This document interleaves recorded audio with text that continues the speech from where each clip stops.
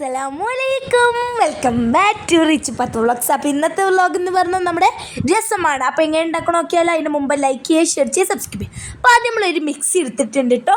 അതിലേക്ക് 1 ടീസ്പൂൺ മല്ലി ചേർത്ത് കൊടുക്കാം, 1 ടീസ്പൂൺ കുരുമുളക്, 1.5 ടീസ്പൂൺ ചെറിയ ജീരകം കേട്ടോ, 8-10 ഉലുവ ചേർത്ത് കൊടുക്കാം കേട്ടോ. പിന്നെ ഒരു ഉണക്കമുളക് ഒന്ന് പൊടിച്ചെടുക്കുക, ഒരു പൗഡർ ആയിട്ട് കിട്ടണം. ഇത് കഴിഞ്ഞിട്ട് നമുക്കൊരു 10-12 വെളുത്തുള്ളി. നിങ്ങൾ ഇതിൻ്റെ തൊലി കളഞ്ഞിട്ടില്ല, തൊലി കളയണവർക്ക് അങ്ങനെയും കളയാം.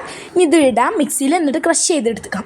ഇതുപോലെ കേട്ടോ കാണിച്ചു തരുന്നുണ്ട് ഉണ്ടോ. ഇനി നമുക്ക് പുളിയാണ് വേണ്ടത്. നെല്ലിക്ക പിടിയിൽ നമ്മൾ പുളി വെള്ളത്തിലിട്ട് കുതിർത്തിയതായിട്ട് ഇനി നല്ലോണം അതിൻ്റെ നീരെടുക്കണം. ഇതുപോലെ എടുത്തിട്ടുണ്ട് നമ്മൾ. ഇനി നമുക്ക് ചതക്കാൻ വേണ്ടിയിട്ട് കുറച്ച് കരിവേപ്പിലയും കുറച്ച് മല്ലിയിലയും എടുത്തിട്ടുണ്ട് കേട്ടോ. ഇതൊന്നും ഒരു ചതച്ച് എടുത്താൽ മതി, ഇതുപോലെ ആക്കിയാൽ മതി, നല്ലോണം ആക്കേണ്ട ആവശ്യമൊന്നുമില്ല. ഇനി 2 തക്കാളിയാണ് നമുക്ക് ഈ രസത്തിന് വേണ്ട കേട്ടോ. ഇനി നമുക്കൊരു ബൗൾ എടുത്തിട്ടുണ്ട്, വലിയ ബൗൾ. അതിലേക്ക് നമ്മൾ നേരത്തെ പീഞ്ഞ് വെച്ച പുളിനീര്, ഇനി തക്കാളി ഇതുപോലെ ക്യൂബാക്കിയുണ്ട്, അതും ചേർത്ത് കൊടുക്കുക. പിന്നെ നേരത്തെ ചതച്ച് വെച്ചതും ചേർക്കാം കേട്ടോ. ഇപ്പോൾ ചേർത്ത് കൊടുത്തിട്ടുണ്ട്. ഇനി നമുക്ക് നല്ലോണം നിരടി എടുക്കണം. നല്ലോണം പറഞ്ഞാൽ നല്ലോണം തന്നെ നല്ല നിരടി ഒരു മസാജ് പോലെ അങ്ങോട്ട് എടുത്തോളി. ഇനി ആവശ്യത്തിന് വെള്ളം ഒഴിക്കാം കേട്ടോ. ഇനി ആവശ്യത്തിന് ഉപ്പിടാം. ഇത് രണ്ടുമാണ് വേണ്ടത്.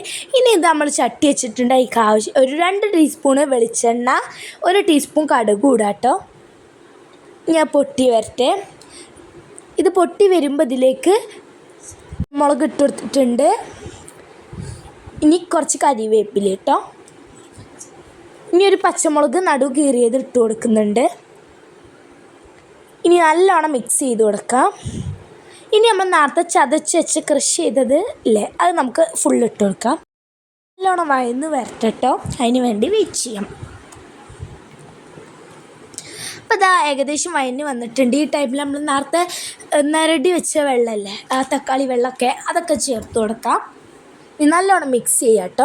ഇനി കുറച്ചുകൂടി വെള്ളം വേണം, നമ്മൾ ചേർത്ത് കൊടുത്തിട്ടുണ്ട്. ഇനി നമുക്ക് 1/4 ടീസ്പൂൺ മഞ്ഞൾപ്പൊടി ചേർത്ത് കൊടുക്കാം. പിന്നെ 1 ടീസ്പൂണ് കായപ്പൊടി ചേർത്തിട്ടുണ്ട്. പിന്നെ 1 ടീസ്പൂൺ ഉപ്പിട്ടോ.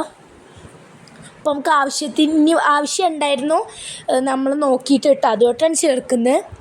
അത് നിങ്ങൾ ചേർക്കാൻ നിർബന്ധമൊന്നുമില്ല, നിങ്ങൾ നോക്കണം ഉപ്പുണ്ടോ നോക്കിയിട്ട്. ഞങ്ങൾക്ക് കുറച്ചുകൂടി വേണമെന്ന് ആയിട്ടാണ് ഞങ്ങൾ ചേർത്തത്. ഇനി അടച്ച് വെച്ചിട്ടുണ്ടായിരുന്നു കുറച്ച് നേരം. അപ്പോൾ അത് വന്നിട്ടുണ്ട് തക്കാളി. പിന്നെ ഇതാ തിളച്ചിട്ടുണ്ട്. ഈ ടൈമിൽ നമുക്ക് മല്ലിയില ചേർക്കും. കുറേ വേണം കേട്ടോ, കുറച്ചധികം വേണം പറഞ്ഞാൽ കുറച്ചധികം.